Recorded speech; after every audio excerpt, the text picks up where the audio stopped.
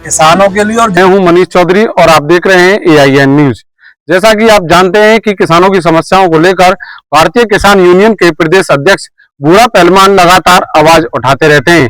उन्हीं से हम विभिन्न मुद्दों को लेकर आज चर्चा करते हैं कि किस सोच को लेकर उन्होंने अपना संगठन खड़ा किया और किन मुद्दों को लेकर वे आगे बढ़ते हैं और किसानों की जो समस्या है उनको प्रमुख रूप से रखते हैं। जी बताएं, आपने जो नमस्कार महोदय जी, मैं बूढ़ा पहलवान प्रदेश अध्यक्ष भारतीय किसान यूनियन अन्नदाता और संस्थापक भी हूँ भारतीय किसान यूनियन अन्नदाता। बताएं किस मकसद के साथ आपने जो संगठन खड़ा किया है, क्या सोच है आपकी? मकसद हमारा यही है कि किसानों की उन्नति हो, किसानों का भला हो।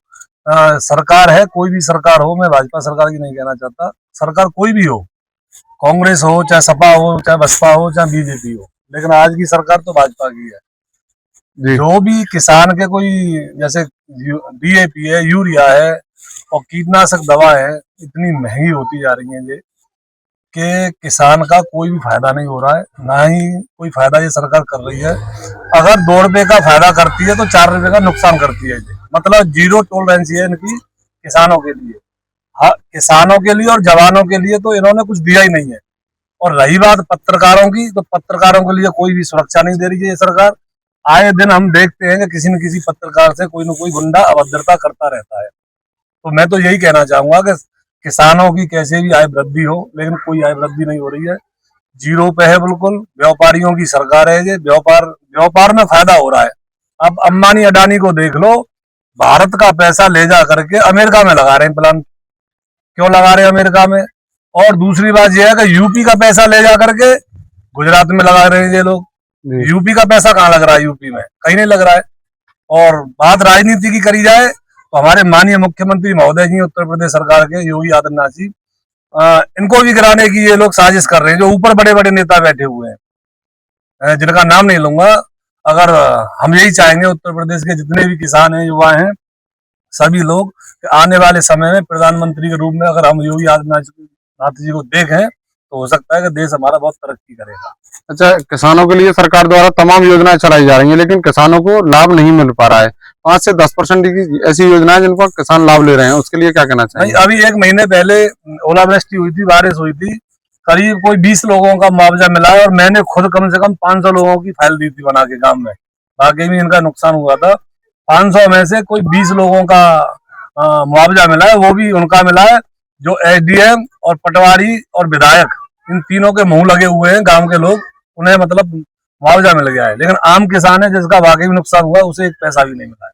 जैसे प्रधानमंत्री की एक योजना चल रही है कि वो सम्मान निधि डालते हैं 2-2 हजार रुपए, वो भी नहीं मिल रहा है। बहुत से लोगों को सालों से चक्कर काट रहे हैं। वो ना सम्मान निधि मिल रही है, ना वृद्धा पेंशन मिल रही है, और ना ही किसी बहन बेटी का सुहाग उजड़ जाता है। विधवा पेंशन रुकी पड़ी है, उन्हें भी कोई पेंशन नहीं मिल रही है। पेंशन माने जीरो है। अच्छा, देखा जा रहा है कि इस सरकार में लगभग 2 दर्जन से अधिक पेपर लीक हुए हैं सरकार आई है से। उनको लेकर क्या है, युवाओं के भविष्य के साथ खिलवाड़ किया जाए? उनको लेकर मैं यही कहना चाहूंगा, कोई बच्चा इतनी मेहनत करता है, नीट का पेपर है, नीट का पेपर लीक हो कैसे गया? अगर हो गया है तो ये शिक्षा मंत्री की बहुत बड़ी गलती है, धर्मेंद्र कुमार जी की। उन्हें तुरंत पद से इस्तीफा देना चाहिए, उन्हें हटा देना चाहिए। ऐसे मंत्री की क्या जरूरत है जब तुम पेपर अच्छा नहीं करा सकते हो?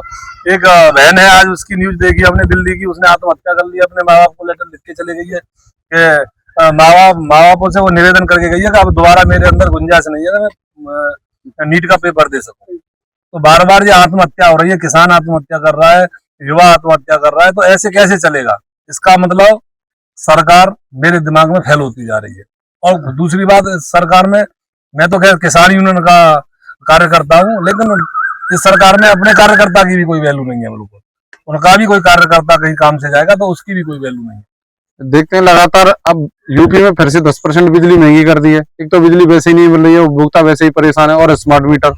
हाँ, ये अब स्मार्ट मीटर लगे हैं, स्मार्ट मीटर के साथ एक मोटी मोटी केबल दे रहे हैं, जो कि लगभग केबल होगी 2000 रुपए की केबल होगी, तो 4000 रुपए का मीटर भी होगा। तो किसानों के ऊपर ही वजन है ये। अब वही कर रहे हैं ये लोग। 2000 रुपए का, जिनका 500 रुपए का वो आता था बिल, अब उनका 5000 रुपए का आ रहा है। तो उन्होंने 5000 रुपए की चीज दी है, 50-50 हजार रुपए तो खींच लिए बिजली विभाग ने। सुबह से शाम तक बिजली नहीं आती है, रात में बिजली नहीं आती है। अगर मान के चलो 2 मिनट के लिए बारिश आ जाए तो समझो 24 घंटा बिजली खत्म। और इनके लाइनमैन है, इनसे तार जोड़ने की कहो या कोई कनेक्शन जुड़वाने की कहो, फेस उड़ जाते हैं। 100-200 रुपए इन्हें वैसे चाहिए और एक दारू का पगुआ चाहिए इन्हें पीने के लिए। इन्हें पिलाओ पहले दारू, जब इनका मूड बनेगा तब ये पोल पे खड़े होंगे, जब जाके तार जोड़ेंगे। तो जनता बहुत परेशान है। और ये कुछ ऐसे भ्रष्ट अधिकारी हमारे यहाँ बैठे हुए हैं, इनकी वजह से माननीय मुख्यमंत्री महोदय जी की सरकार को ये लोग गिराने का काम कर रहे हैं। मैं इतना ही कहना चाहूंगा, अगर मेरी आवाज पहुंच जाए वहां तक तो मैं निवेदन करूंगा आपसे कि आप मेरी आवाज वहां तक पहुंचाएं।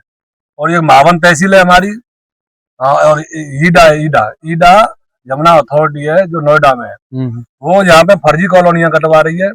बिल्कुल यहाँ 143 होने रही है धारा 80, जब धारा 80 नहीं हो रही है तो कॉलोनी क्यों कटवा रहे हैं ये लोग? इसका मतलब एसडीएम मावन और ईडा दोनों की मिलीभगत है। पहले किसानों की जमीन लूटो, फिर किसान ही उसे खरीदेंगे, फिर बाद में ये लोग जेसीबी चलाएंगे, फिर हंगामा होगा, घटनाएं घटेंगी, इसमें एंड में फिर किसानों के बेटों के नाम मुकदमा होगा।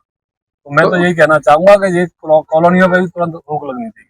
तो क्या जो आपने मांगे रखी है अगर पूरी नहीं होती है, इनको लेकर आप आंदोलन करेंगे? नहीं, हमारा एक तो आंदोलन कर लिया बिजली विभाग में, लक्ष्मी नगर पे करना है, आप भी पहुंचना, सब लोग वहाँ कवरेज करना, और आने वाले समय में आंदोलन तो होते रहेंगे और हो सकता है बड़ा आंदोलन हो। तो दर्शकों देखा किस प्रकार से पहलवानी ने बताया जो किसानों के साथ अन्याय हो रहा है, छात्रों के साथ जो पेपर लीक जैसी घटनाएं होती हैं, जो महत्वपूर्ण पेपर नीट का माना जाता है वो पेपर यहाँ पर लीक होता है तो साफ तौर पर लापरवाही सामने आती है। और उन्होंने साफ तौर पर कहा कि आगे अगर ऐसी कोई समस्या आती है तो उनको लेकर वो धरना प्रदर्शन भी करेंगे।